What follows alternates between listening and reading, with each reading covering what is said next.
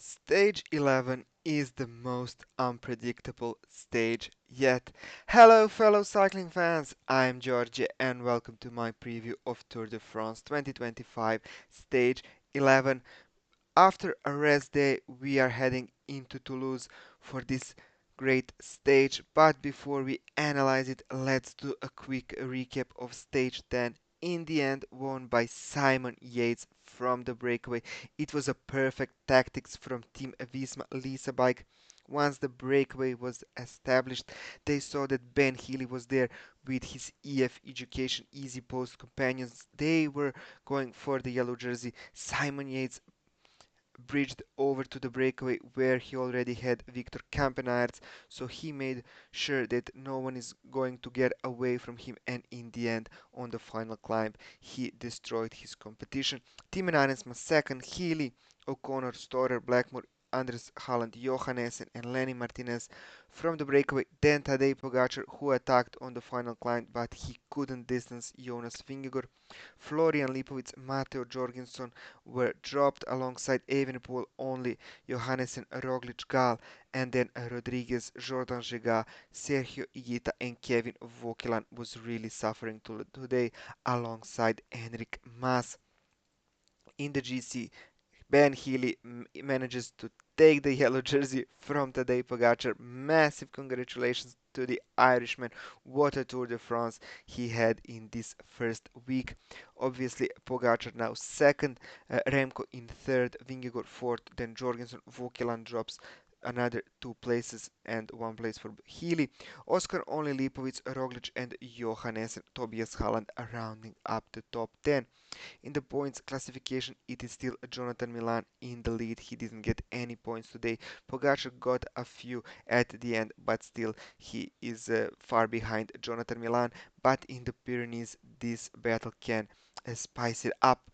What about the KOM? Well, Lenny Martinez was on a mission. He collected the most of the points today and he now takes the Polkadot jersey. It was always known that from stage 10 the KOM battle truly starts. Ben Healy in second in front of Michael Woods, and Ben Healy also takes the white jersey, but Remco Evenepoel will continue wearing it instead of him. Team Visma Lisa Bike is extended their lead in the team's classification thanks to Simon Yates being in the breakaway, but also now with Almeida out, Jorgensen is better than any of the UAE guys. So I think Visma Lisa Bike have this classification in the bag. Moving on to stage 11, 156 kilometers long loop around Toulouse. There are 5 climbs total in this stage. First one coming some 25 kilometers from the start, Côte de la Costello d'Estrefond, 1.5 kilometers at 5.9%. This is the place where the breakaway formation will be hectic, as I think this is a stage for the breakaway. And then in the last 50 kilometers, we have another 4 climbs, three fourth category climbs, and one third category climb.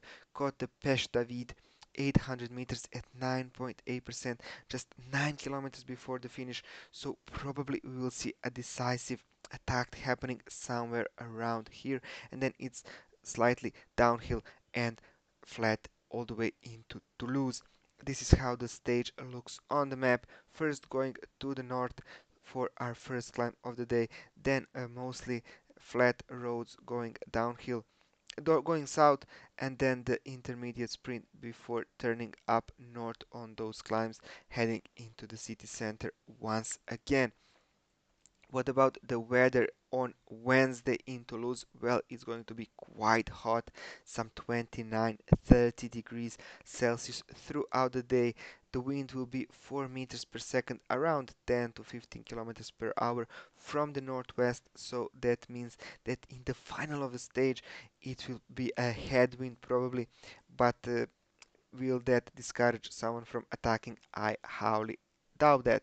So, can this be a sprinter stage? Well, I think no. With Merlier and Milan being in a tier above everyone else, I just don't see any team trying to help Lidl in chasing back the breakaway.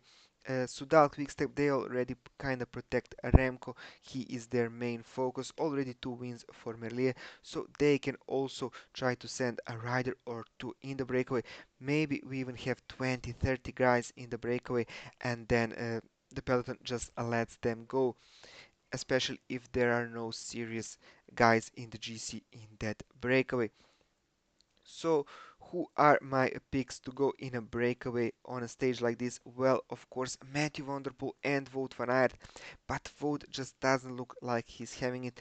Matthew Van Der Poel, he's been trying all tour long, and before the Pyrenees, why not give it another go? Caden Groves, I really doubt that he can win. He can climb, but sending a sprinter in a breakaway never really works.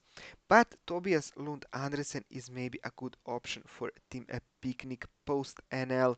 They always have Pavel Bittner as a safety net in case that it comes to a barn sprint in the end, which I highly doubt it. Then Bini Girmay should also try for Intermarché. They don't want to spend their team chasing the breakaway, especially with Georg Zimmermann now being out. Erno Deli is also an interesting option. Those are the good sprinters that if they can survive in a big group, then in the finish they have a great chance of winning. Axel Laurence is a great option for Ineos. They had Arensman today in a breakaway. I think they will try again on stage 11. Then the guy I've been talking about a lot, Romain Gregoire.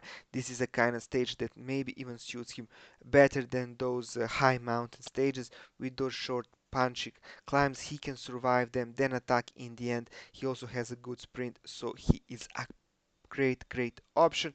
Alex Aramburu, of course, the Basque rider is always dangerous in this kind of terrain. Then Tibonis, why not for a little trek instead of chasing the breakaway for Milan? They should try and send him in a breakaway. Quinn Simmons is also a good option, but he was completely spent today. He should give it a bit of a rest. EF, they will probably just honor the jersey and not send anyone in a breakaway. But if they do, then Nelson Powers or Vincenzo Albanese are good options. Bastian Trochon for Decathlon AG Duzer, Jake Stewart for Israel, Fred Wright for Bahrain. So you can see that a lot of guys can really win this stage. It is such a wild guess. Maybe Anthony Turgis. But who am I going to pick? Well, I already talk about this Frenchman a lot in this year's tour. I just know that he has to deliver in one stage, and my pick is Romain Gregoire. So thank you all for watching this video. I hope you enjoyed it.